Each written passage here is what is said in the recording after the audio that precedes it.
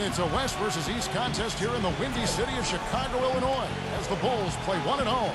And here it comes, the NBA on 2K Sports for myself, Kevin Harlan, and my broadcast partners, Steve Kerr and Clark Kellogg. Welcome, everyone. We've got a chance now for our starting lineups from point guard to center. This game should be a good one. One of the guys we'll be watching out for today, Anthony Davis. I'll tell you what I love about him, his ability to finish even while absorbing contact. He is so strong, even with defenders hanging all over him. He continues to finish at the basket. And something else you can't forget about is his shot blocking, Steve. I mean, he's an intimidator down low. First game of this trip here for the Pelicans. They're hoping to start it off with a W. Unfortunately, a troubled season they've had right down near the bottom, second to last in the West. You know, it's been a struggle on the road for this team, and they're beginning another road trip right now. They've got to do whatever they can to change recent history, guys, because they have not looked comfortable at all on the road. The big story in New Orleans, guys, is the change of the name. From the Hornets, a name that came with the team when they relocated from Charlotte, to the brand new Pelicans. Now, Pelicans might not be the most intimidating name around the league, but it does have a nice and special connection to the city and state. Well, Clark, and I really didn't know you knew this much about birds, but the brown pelican is indeed the state bird of Louisiana. Their numbers have rebounded dramatically after being hard hit by the Gulf spill. So a representation of the city's triumph, Steve, over great adversity. Well, I'm happy it was something that is connected to the city. I'm talking about the name, the Pelicans, because remember, originally this team was known as the Jazz, and that made sense. Utah Jazz made no sense. New Orleans Hornets made no sense. New Orleans Pelicans make sense, guys. Now here's Rose. The dish to Boozer. It's good. This time the assist from Rose. Boozer's got his first 2 points of the night. The D was all over it. They just couldn't react in time to stop that quick reverse. Holiday gets the bucket. Well, what you love about Drew Holiday is his strong body, his size at the point guard position. He's about 6'4". Still very young, but an all-star last year. I think he's only going to get better. Now here's Noah, averaging 12 points a game. Here's Gordon. Now that's how to finish the break. Throw down with force. Boy, how's that for a quick possession? Yeah, it sure was. I mean, he didn't waste any time getting down the court, did he? And, you know, Drew Holiday, guys, in Philly is called by some people the Drew. But he still has work to do. I like his talent and his demeanor. He's developing as both a scorer and a playmaker, which is tough for a young player to balance those two skills, but I think he's got a chance to be special. Now Evans, following the three-point attempt by Derrick Rose. And Holiday, here we go. Evans. There's the pass to Davis. Outside Holiday. 6 to shoot. With the lead pass.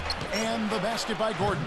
You know, they've scored several times already here in the first quarter down low. I like that. Yeah, me too, Clark. I think anytime you have success pounding the ball inside, you got to continue to go to the well. Throws off the pick from Boozer. Rose kicks to Boozer. Outside Butler. There's the triple. And it's Derrick Rose with the three. Rose has got his second bucket of the night. And a pleasure to watch him work at that end of the floor. Here's Holiday. No good on the buzzer beater. And still a close game as the Thursday, October. And we got a close game here as we get back to the second quarter. And guys, what do you think about the offensive approach we've seen so far for the Pelicans? A lot of success from mid-range so far for them, guys. If nothing else works, they can always fall back on the jump shot. And I like the physical play we're seeing, too, because this is a club that's really pounding the paint area and scoring inside. Setting the floor now for the Pelicans. Rivers at the 2 with Aminu at the 3. Greg Steamsmare's out there with Ryan Anderson. And it's Holiday in at the 1 spot. Now, here's Aminu. Back to Anderson.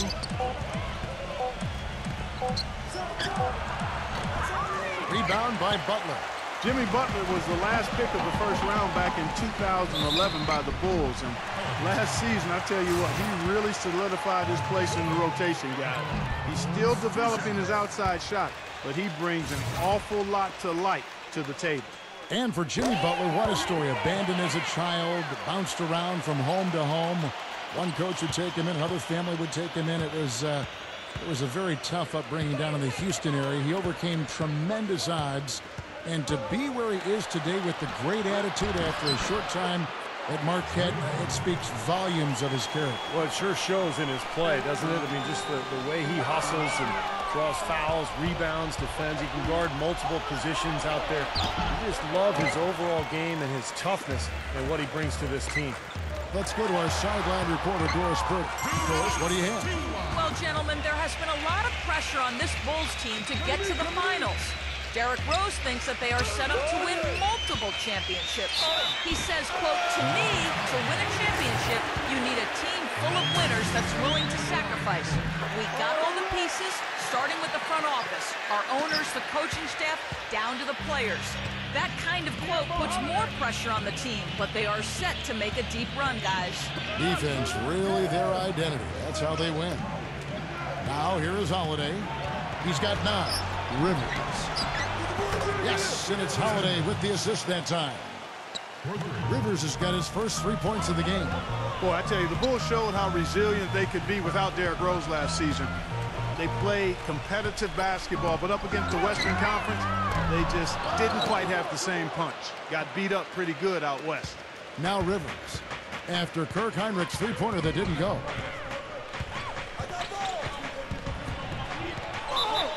It's good, and he drew contact on the shot, so he will go to the line. A three-point play chance here. Anthony Davis, he's checked in for Greg Steensma. For New Orleans, they have shot just 1 free throw earlier, 1 for 1 in the game. Chicago making some changes. Joakim Noah, he's checked in for Gibson. Boozer comes in for Mike Dunleavy.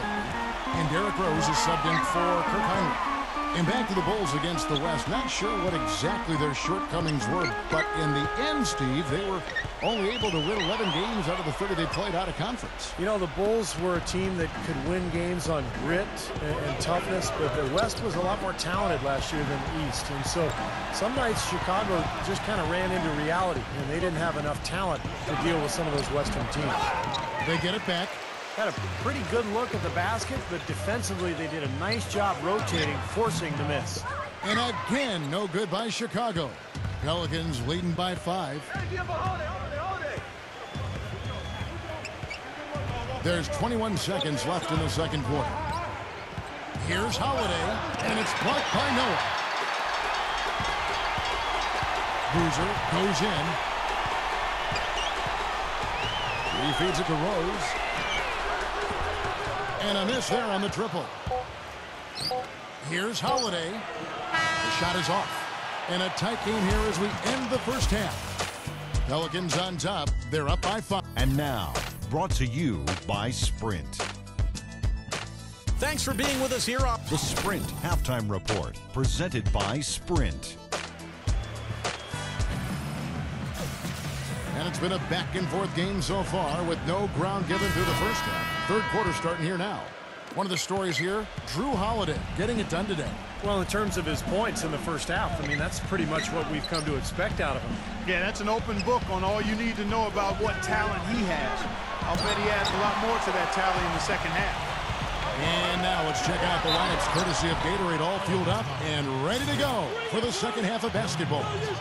Taking a look at the Bulls. Dang and Boozer, they make up the forwards. D. Rose and Jimmy Butler, the backcourt. And it's Noah in at the pivot spot, manning the middle. Good on the second free throw. Boy, the Hornets were a very young team last season, had several draft picks that saw meaningful time and were even in the rotation. And this team was NBA young, and that often means you're going to struggle on the road. And they're going to count the bucket and send him to the line. It could be a three-point play. That's going to send Drew Holiday to the free throw line. That one on Rose. The Pelicans have been perfect at the line so far, albeit just 2 for 2. And, you know, a chance here to see where the Pelicans sit in the NBA statistically. 8th in free throw percentage, 11th in blocks. And they're in the top half of the league in shooting from deep as well. This is a strong suit for this team, knocking down those shots from behind the arc. I'm impressed most with their free throw shooting that you talked about. This is a team that really focuses from the foul line. They shoot the ball well from there, and as a result, they're constantly looking to attack to try to get those free points at the free throw line. And it's Gordon missing. And for the Pelicans, Steve, there were teams with fewer road wins than them, but not many. Only 11 road wins for them as they went 11-30 on the season. Well, and the trouble with New Orleans last year was that they really didn't have any aspect of their game that they could count on the road. And if you can't score and you can't defend, it's hard to win at home, much less win on the road. As we close in on the start of the playoffs, let's see how the East is stacking up. Taking a look at Miami. They've got their eye on the #1 seed as the season moves into the final stretch. Currently first place in the standings, and guys showing no signs of letting up. And, of course, there's the Bulls sitting there 4 spots below. Checking out Chicago, they've got to be happy with how things have gone for them. I mean, they haven't suffered a deep drop-off, and they're still the good, solid team they were a year ago. Yeah, but they haven't taken a step forward either. And I thought maybe they would. I mean, to me, this has been a little bit disappointing. They're not in bad position. I just thought they'd be better, Clark. That doesn't go either for Gordon. Injury has always been the big concern when you talk about Eric Gordon, but if you're a team, you have to roll the dice on him just because he's such an explosive scorer when he's healthy. Well, going back to Eric Gordon, Clark, you said roll the dice, and roll the dice the Pelicans did, matching the Suns' max offer, Steve, to get him. Well, you know, he's had a history of injuries, and so it made the decision from New Orleans a little more difficult. And if you're Phoenix, you look back on it now and you think, well, maybe it's a good thing New Orleans matched, because Gordon missed most of last season in New Orleans. And let's go down to a list of players you can't leave open under any circumstances. This season's most accurate small forwards from the field. Number 5 is Tyreke Evans. And that tells you about those players' ability to slash through the defense and get to the hoop effectively, because you have to be getting a lot of layups to have that kind of shooting percentage. But you also have to have an excellent outside shot, and all of them do it. Small forward, you have to be reliable from the perimeter as well. Smith sets the pick for Gordon. Back to Holiday. Outside Gordon. Right side Gordon. Again, the miss by Gordon. He thought he could knock that one down, but the defense was really all over him. A touch over 2.5 minutes of basketball played here in the third quarter. And stolen by Gordon. And there's a foul. It goes on Jimmy Butler. That's his first foul. Steamsma checked in for New Orleans. Gordon against Butler. Holiday dishes to Gordon. It's good. The assist that time from Holiday. Holiday's got his 4th assist with that last one here tonight. Rose attacking, and he drops in the layup off the glass. Rose has got 8. Up in time. Can't get it to go. The third quarter comes to a close. Pelicans. Tune in next Wednesday. And we're set to start the action up here in the fourth quarter. And if it's anything like the first 3, we should be in for a treat. And a moment here to take a look at the scoring breakdown for New Orleans. Guys, their play close to the hoop has been great all game. And they're getting so much penetration on the defense that they're getting a lot of easy buckets as a result of breaking down that defense. So the Pelican 5 right now. Gordon is the 2 with Evans playing small forward. Ryan Anderson out there with Greg Steamsma. And it's Holiday in at the 1. A look from Gordon. Second chance shot. Foul call that time on the way up. That'll give him 2 chances at the free throw line here. I think he's best as a spot-up shooter. When he can play off of his teammates and find openings on the perimeter, just catch and shoot. Got a quick release. Beautiful stroke. He does such a nice job of getting himself squared up and in perfect position before the ball gets there, preparing before the pass. New Orleans making a switch here. Smith has checked in. Deflected. It's stolen by Smith. And even 3-on-3 break. Here's Evans. Great pass to set up the lay-in. And the Pelicans lead by 6. Yeah, nice fast break from start to finish, guys. Especially on the back end. I mean, he polished it off perfectly. And Butler backing him in. Eric Gordon grabs the board. The Pelicans shooting pretty good tonight at 48%. And that's Evans penetrating. An amazing finish with a hand right in his face. And now it's an 8-point Pelican lead. Heinrich against Rivers. Heinrich passes to Gibson. And there's the feed to Noah. Butler. The long distance three is good. Well, you can sense the urgency within that. I mean, right here, they're flat in the first half. But they come out here in the second half with a lot more fire and a lot more intensity. You can see they're driven to get things done. And here's Gordon from outside. And that one's good. Tell you what, they haven't exactly been shy about letting it fly from deep here in the second half. You know, Steve, if you have the lead, you can afford to be a little comfortable with the three-point shots. You just don't want to fall too much in love with it. And now Doris Burke has an update from the sidelines. Hi, guys. Over that break, I was able to catch the message Tom Thibodeau was giving to his team. He rallied the troops saying nobody said it was going to be easy. They're not laying down. They're not going away. If we want this game, we have to take it from them. Kevin, plenty of fire in that speech. All right, Doris. Noah with a screen on Holiday. Rose goes in. It's stolen by Smith. Outside Gordon. Gives him the lead pass. And it's Smith missing. For Chicago, they've gone 2 for 5 on field goal attempts in the fourth quarter. Out of bounds, New Orleans will take possession. Well, that's inexcusable to throw a pass that far off the mark. A big group substitution here for New Orleans. Steamsma checked in for Jason Smith. Aminu comes in for Tyreek Evans. Austin Rivers, he's checked in for Eric Gordon. And Brian Roberts subbed in for Drew Holiday.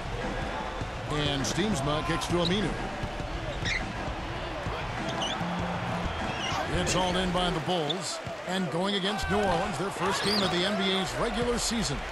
They were kind of caught off guard in one of the games against these guys last year, and they lost. Big upset. They're coming from a team near the bottom of the conference. Here's Roberts. He's covered by Rose. And the foul on Derrick Rose. That'll be his second foul of the game.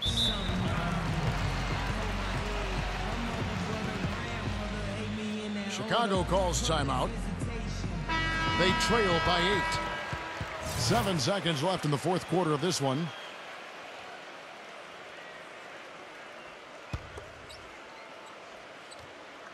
Fourth quarter keeps moving right along. 3 minutes gone so far. And he commits the intentional foul. Yeah, with the game out of reach, intentional fouls don't mean anything. It's just an exercise in futility. Let the clock go.